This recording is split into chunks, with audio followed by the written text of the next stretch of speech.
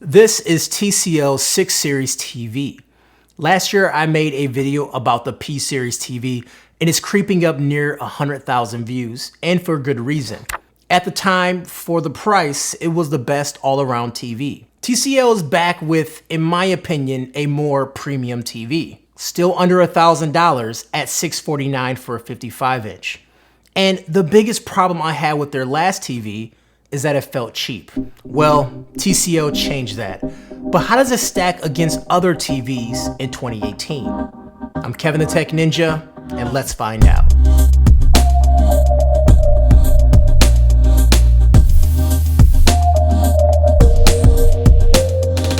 This is TCL's 6 Series TV at $649 for the 55-inch or $999 for the 65-inch.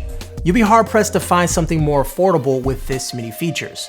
TCL sent the 55-inch TV for review with no input, no expectations, no nothing. So this is my 100% unfiltered opinion. Okay, so you can spend more money and get a better TV. There's LG's 6.8 OLED, which to me is the best of the best. And then Samsung QLED, which has a stunning display and it looks really good. But if you ignore those TVs, which is nearly 2.5 times the price, how good is this TV actually? Well, to start things off, for 2018 TVs and you consider price, this is the best bang for your buck TV. Starting with the Roku OS.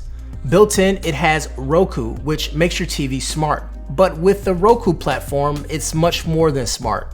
It has all the apps you want and also content you can't find anywhere else.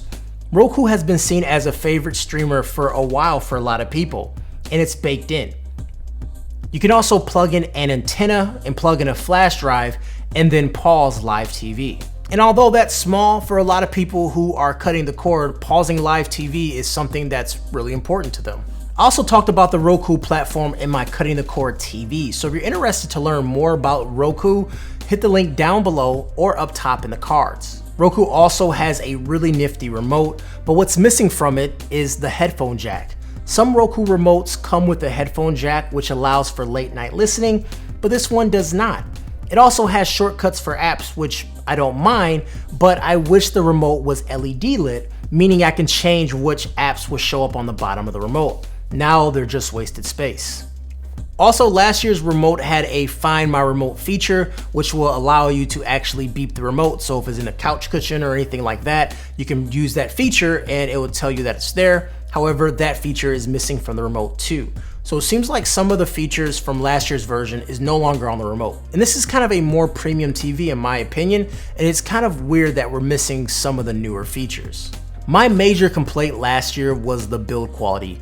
I didn't like the plastic build, it sort of felt clunky, also got fingerprints and marks, and it was just kind of felt cheap. Roku said, okay Kevin, we're gonna go ahead and do this metallic finish. It's dark and textured and it looks really good.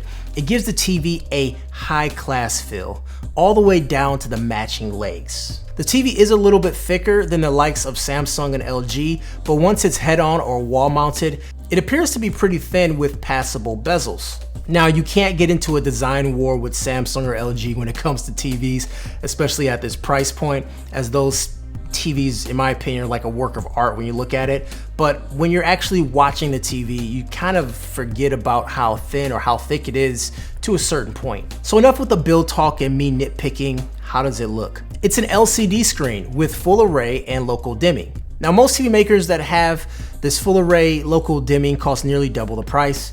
TCL named it Contrast Control Zone Technology.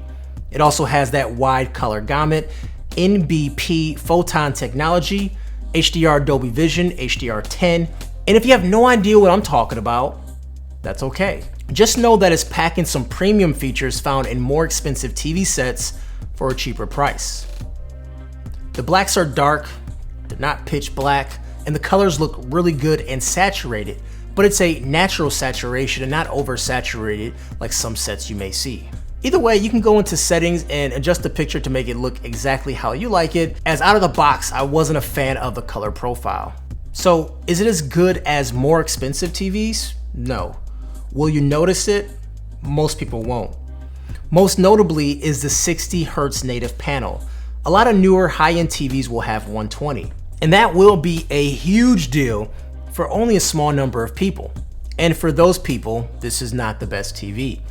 But for 99% of people who may play casual gaming, not competitive gaming, watch TV, watch some movies, this is something that they wouldn't really be concerned about.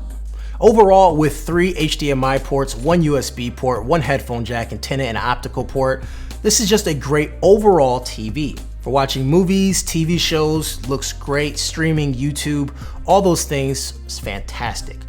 For casual gamers, it looks great. HDR on the PS4 and Xbox works. Now you do have that occasional shutter in high motion due to the hertz, but once again, that's nitpicking.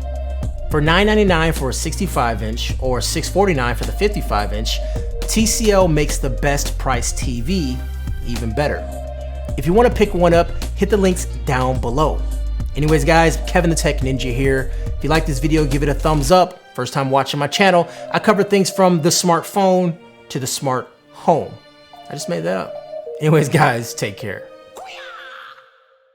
KTTN, say it again.